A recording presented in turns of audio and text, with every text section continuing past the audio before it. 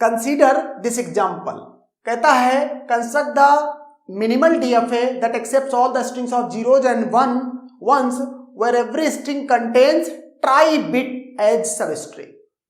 Okay, इसका क्या मतलब हुआ? ट्राई बिट का मतलब है 3 लेंथ की सब स्ट्रिंग कंटेन कर रहा है, और ट्राई बिट सब स्ट्रिंग मतलब ट्राई बिट का मतलब यहां पर है कि 000 या 111। ओके, ट्राई बिट का मतलब ये मत समझना कि 011 या 101, मतलब 3 लेंथ है लेकिन सेम जो सिंबल है उसकी। ओके, वो इस क्वेश्चन का कहने का मतलब है। तो pattern of strings in the language L, अगर मैं ये पैटर्न बताने की बात करूं तो 2 तरह की सब स्ट्रिंग पॉसिबल हैं, एक x 000 और ये y, यहां पर x 1 1 और ये y।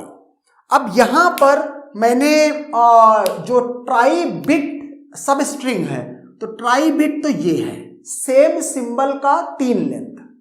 ओके, तो 001 और 111 2 ही पॉसिबिलिटी। मैंने जानबूझ के x और y अलग कर दिए, जबकि क्या x और y दोनों क्या है? यूनिवर्सल लैंग्वेज है। ओके, x और y दोनों क्या है? यूनिवर्सल लैंग्वेज है। लेकिन अलग क्यों कर दिया? क्योंकि ऐसा हो सकता है कि जैसे ये स्ट्रिंग है तो 000 इधर ये 101 इस तरह से हो, इधर ये सिर्फ 10 हो। ओके, मतलब ये ट्राई बिट सब स्ट्रिंग ये मिल गई और इधर 1101 है, इधर 10 है, तो इसको मैं x कह रहा हूं, इसको मैं y कह रहा हूं, इसीलिए दोनों सिंबल को अलग कर दिया।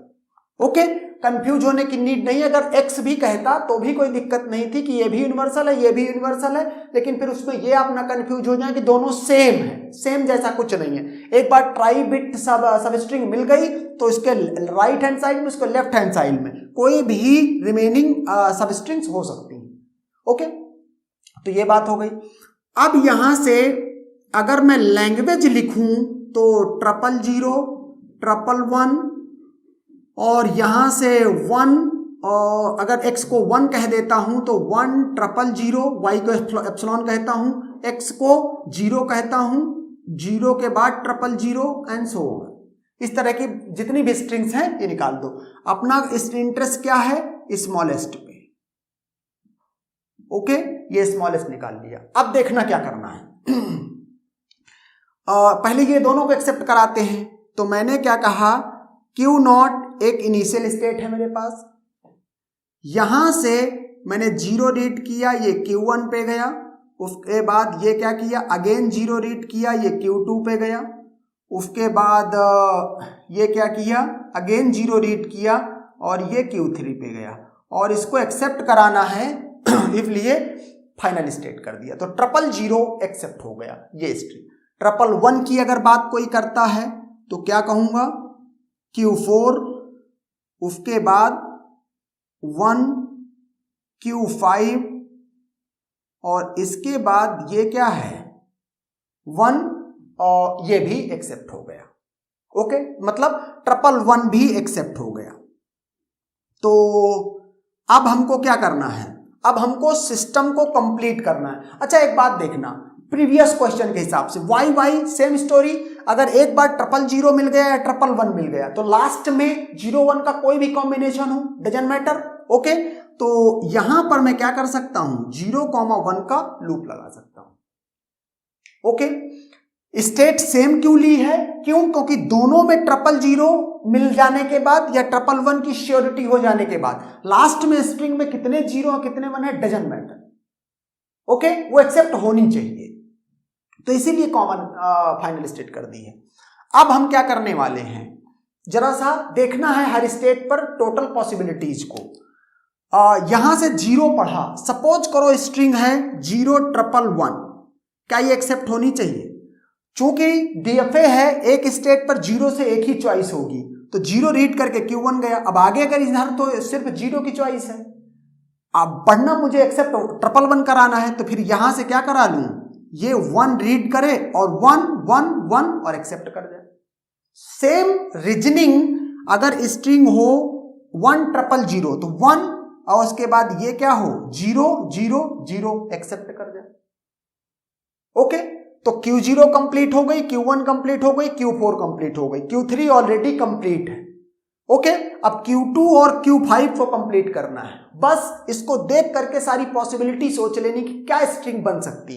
जैसे 0 0 हुआ, अब इस जगह पर 0 का ट्रांजिशन ऑलरेडी हो रखा है, इसका मतलब 1। अगर इस जगह पर 1 आ गया तो क्या होगा? अगर 1 आ गया तो ऐसा भी तो हो सकता है 0 0 और 1 एक्सेप्ट तो होनी चाहिए ये। क्यों? क्योंकि ट्राई बिट सबस्ट्रिंग है। तो 0 0 मतलब Q2 पे हूं मैं और Q2 पे आ गया 1, तो क्या करूं इसको मैं, इसको यहां से यहां भेज दूं। तो एक 1 पढ़ के Q4 पे आ गया, ये दूसरा 1 पढ़ के Q5 पे आ गया, तीसरा 1 पढ़ के Q3 पे आ गया। एक्सेप्ट सेम रीजनिंग इसके लिए भी कि 1 1 पढ़ने के बाद सपोज करो 0 0 हूं। ओके, तो फिर क्या करें?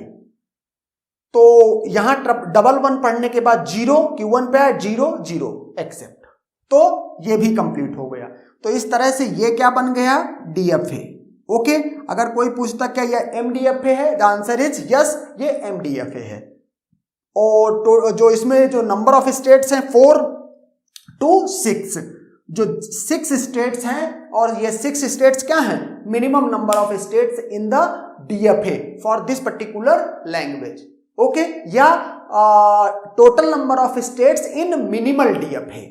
अगर मिनिमल DFA है तो आप सिर्फ ये बोले कि total number of states minimal DFA में क्या होंगी, तो वो ऑटोमेटिक है, उसका मतलब है कि वो मिनिमम नंबर ऑफ स्टेट्स है। ओके, तो the answer is 6। Okay, and that's done.